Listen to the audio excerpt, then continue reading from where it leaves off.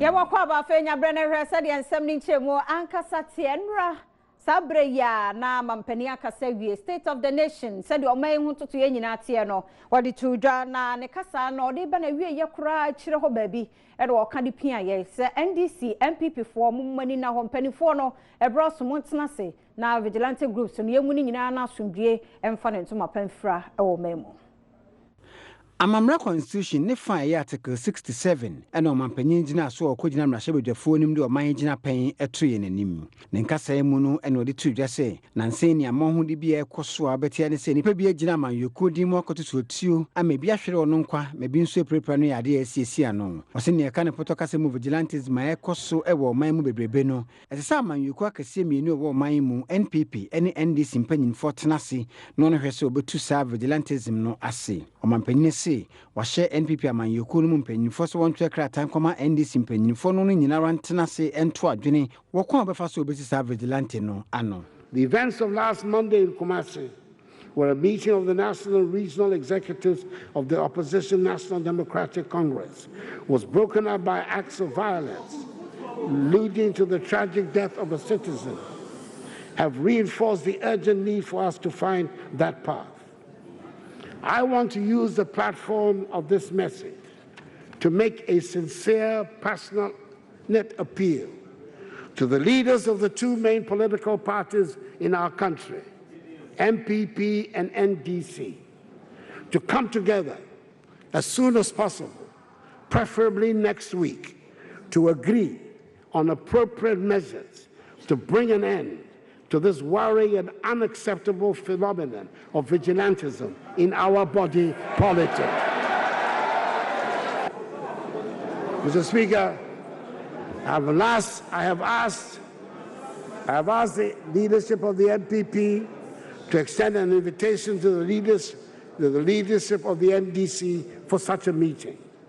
The security services of the country will be on standby to assist this meeting.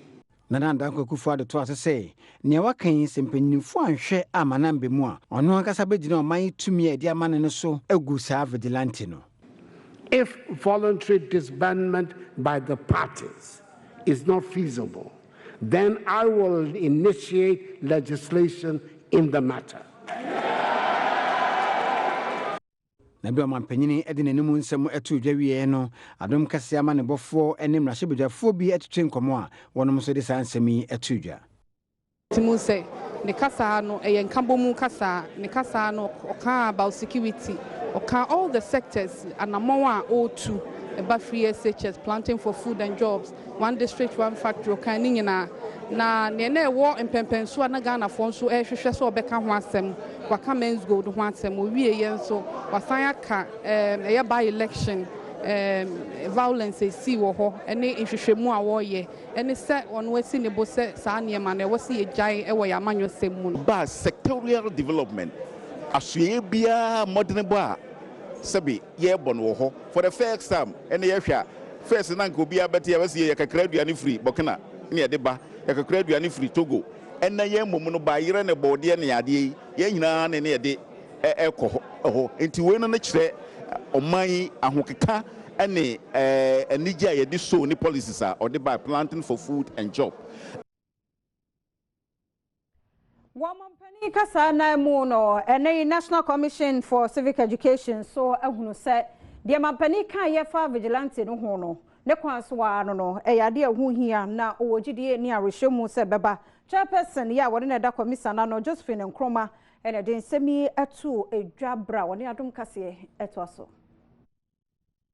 Enwa na Ghana mampani na Nado Dankwa Akufo-Addo edi nani kire mrahebedwa fie na ode Ghana bobre ekoto mrahebedwa eni oman ni nyina anim eye state of the nation address ko ena ode tudwa se enipa bi edidi amanyoko bi ewo oman yi mu achi a wonam ena basabasa no wo ye eho na Ghana mampani edi tudwa se emre edu se NPP ne NDC amanyoko ni nyina tumi kabomu na omope sa party militia se de broni beka no anopo masibre we ena panipa a ono no da National Commission for Civic Education eye NCCE adwumakuo no ano Josephine Nkrumah ade atudwa sɛ sansɛm a Ghana mampani ade tu dwa wɔ mmarahyɛbadwa mu nra no ɔno no yɛ adwen pa na ɔbɔ naba so ɔkyerɛ sɛ NCC yi adwumakuo no yɛ nsɛntwerɛfo nhyiamu no ɔde tu dwa sɛ ɛwɔ mu sɛ Ghana mampani ade nano abɛto saa political militia nsɛm a ɛkɔ so yi mu nanso no pɛ sɛ wɔtu anamo bi no osi so pɔ na wɔtumi ade kuntia saa basabasa ɛkɔ so ɛwɔ ɔman no mu no enti mmerɛ ɔkopie mmarahyɛbadwa mu ɔde tu dwa sɛ ɛsɛ sɛ amanyɔkuo mmienu no ɛka bɔ mu no mu tu anamo a ɛbɛboa mo abrɛ saa nneɛma a ɛkɔ so nyinaa n'ase no ɛyɛ ade a ne kwan so ano no deɛ kɔfa saa nsɛnsɛm wɔ nyinaa baayɛ ne sɛ ɛnano ada mmerɛ NDC amanyɔkuo mpanimfoɔ ɛyɛ nhyiamu ɛwɔ wɔn aso ɛyɛ ɛwɔ asantemantam mu ɛna nipa bi a wɔsusu sɛ wɔyɛ NDC amanyɔkuo n'akyidifoɔ a wɔyɛ militia group yi bi ɛkɔto nipa bi tuo ɛma baako ɛhwere ne nkwa baako nso ɛda kɔnfano kyɛ ayɛ asabea ne tibia mu ɛden yie paa wei ɛna Ghana mampani ɛbɛkasa tia ya ɛno ada wɔde kɔto dwa ɛwɔ mmarahyɛbadwa mu sɛ mmerɛ adusa amanyɔkuo mmienu no ɛbɛka bɔ mu na wɔasi saa ade ya no korakora.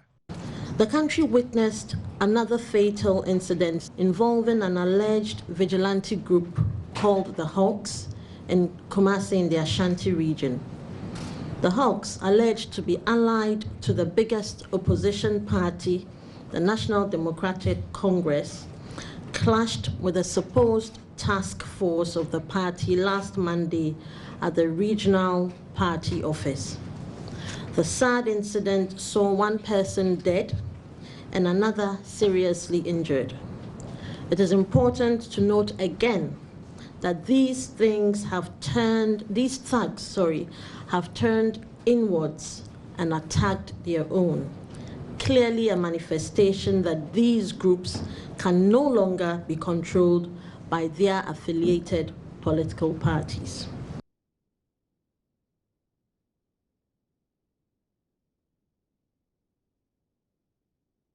Yentoso na Premotobre Kasee no yenkoso mfa mamo na mampani na Adom Akufo-Addo se etuo ya Ghana fo bi mpetu enti ena ma ye economy no wobehunu na anwe ne sesa sebre esu sawoto wutua so mamba pa de a ebeboa mo ma ye sika sam toto ye na gina na so eyi enti ebroso se wo se obi bia woto ye wo so otua no wutua wo State of the Nation address enrada ena mampani de nsemi etudwa Enyumaku ahodoɔ bi ɛwɔ ɔman mu a ɛnam onyuma a wodie nti no ɛto a ɛsɛ sɛ otua de ma ɔman mmara no bra no no ayɛ na wɔde emu bi ɛkyɛ ɔmo abroni ɛfrɛ ne sɛ tax exemption wei ɛna no ada mmara Ghana mampani ɛde ɔman bɔbrɛ ɛto dwa ɛwɔ mmarahyɛbadwam no wɔde to dwa sɛ wohwɛ sika dodoɔ a ɔman ɛhwere ɛwɔ saa ɛto a wɔde kyɛ enyumakuo ɛne nipa ahodoɔ bi no a ɛma ɔman yi ɛbɔ ka yie paa ɔmampani kyerɛ sɛ wɔmfie wɔtwe a abɛtwa mu ɛkɔ no ɛto dodoɔ a ɔman yi ɛde kyɛ ɔmanfoɔ ne enyumakuo ahodoɔ bi no ano som Ghana cedis no opepim ahamiensa ne aduokunu mienu ɛyɛ 392 million Ghana cedis na mfie wɔtwe akyire no saa sika ahuri de aba opepim ɛnan ne akyirepɔ aduosia ɛyɛ 4.66 billion Ghana cedis a wɔkyerɛ sɛ ɔman ansesa ɛkwan a ɔfa so de ɛtoɔ ɛkyɛ enyumakuo ne nipa ahodoɔ bi na ɔkɔso agye mu saa na ɛbɛtɔ mmere bi no ɛbɛkɔ akɔfa ɔhaw kɛseɛ paa ne de abɛtɔ ɔman yi. Revenue mobilization poses the biggest challenge in the management of our economy, with the tax exemption policy in particular proving to be an Achilles heel and a growing menace to fiscal stability and revenue generation. In the last 8 years, tax exemptions in respect of import duty, import VAT, import NHIL, and domestic VAT have grown from 392 million cedis, that is 0.6% of GDP in 2010, to 4.6 billion cedis, that is 1.6% of GDP in 2018. These figures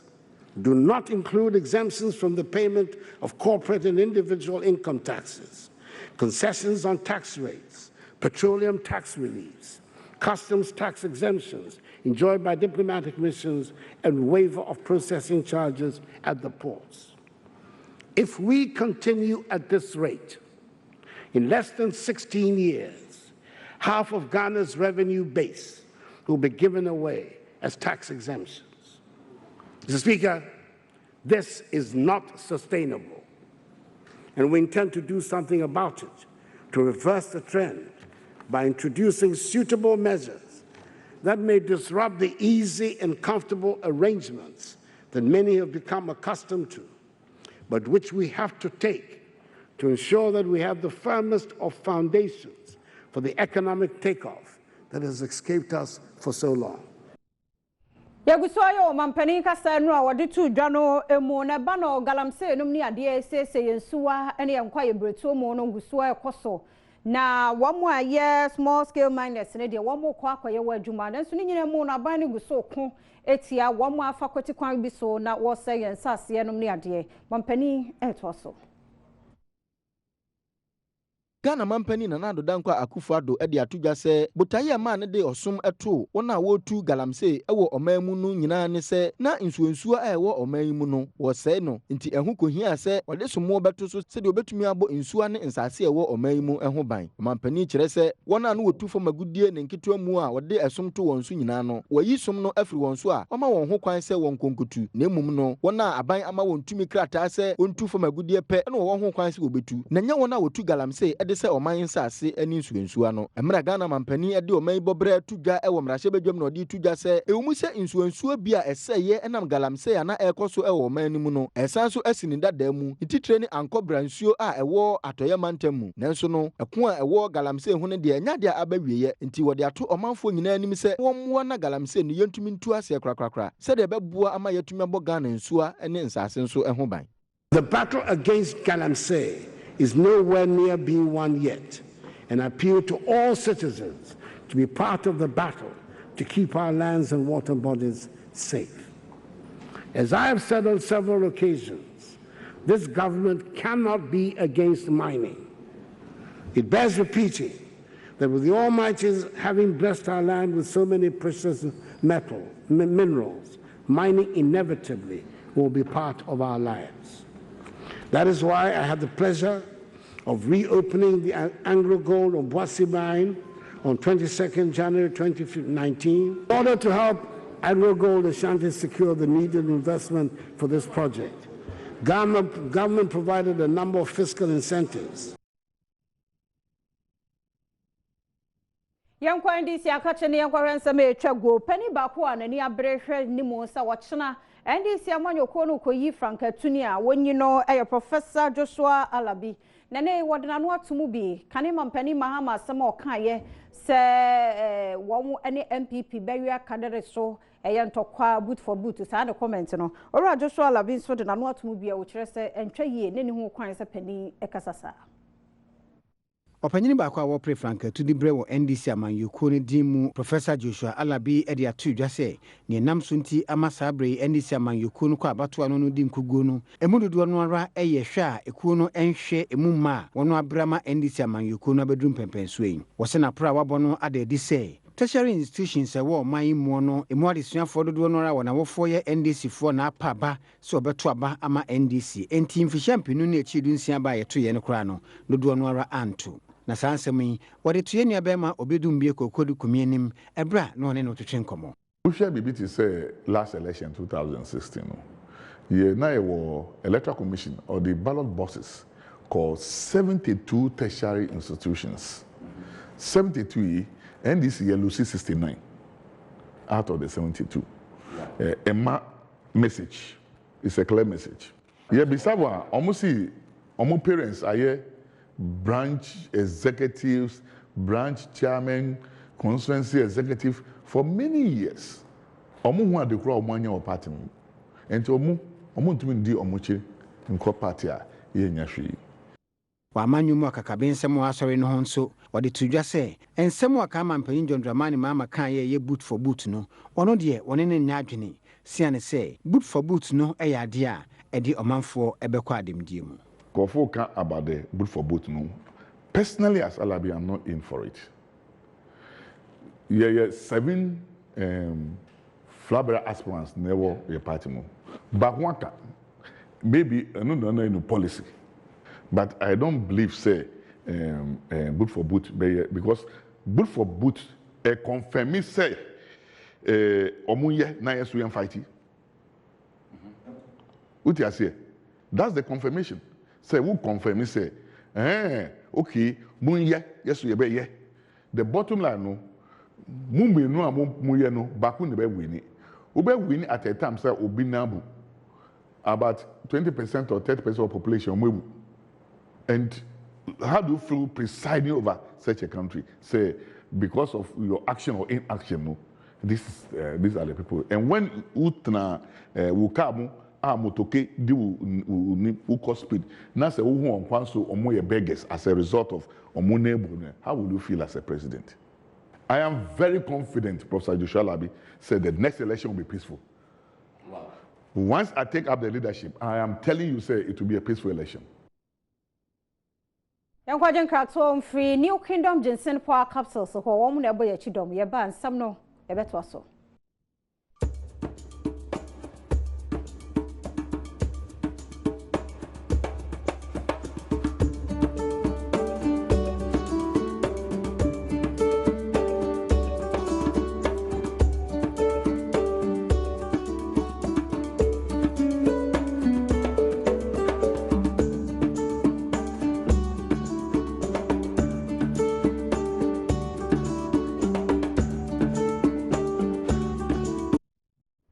About Premotobre Kasee na uguso awoshan Adom TV so Facebook yadam live ho Go TV 176 DSTV 280 Fulafia Tamaklo Instagram yade ko ye ensem ni mu abatu mu ne wochena nyame yadom asabre na amantam no emu nyina na constituency NDC amanyoko no presidential election no na ekoso den omu kopa obi obetu won franka ama won 2020 enam so Adom Kasee ene NDC achitafo bi edim komo wo ma yakrado twen chena se nyame ama so mkwa kotimu nkokromotia no beto aba ede ayi obi obetu won franka ama won